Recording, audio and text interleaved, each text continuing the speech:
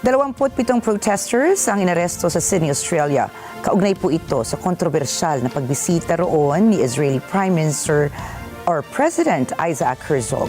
Emmy Kapilita Roja para sa balitang yan. Sa harap ng marahas na salpukan ng mga pulis at ng anti-war protesters, nanawagan si Australian Prime Minister Anthony Albanese para sa mapayapang pag-aalsa. Libo-libo sa Australia ang nag-alsa laban sa pagbisita ni Israeli President Isaac Herzog na nasa isang multi-city trip. Kaugnay ito ng pakikiisa niya sa Jewish community ng Australia, makaraan ang pamamaril laban sa nasabing komunidad sa Bondi Beach noong isang taon. Pero para sa protesters, hindi angkop na dumalaw si Herzog sa bansa.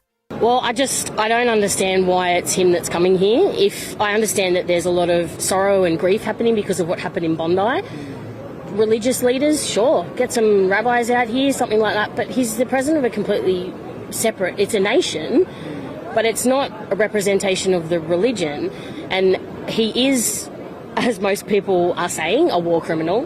He has incited genocide. He said there's no innocents in Gaza, including babies and children.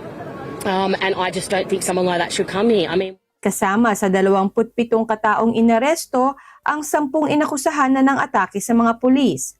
Ayon naman sa isang protester na mambabatas ng oposisyon, sila ang inatake ng mga otoridad.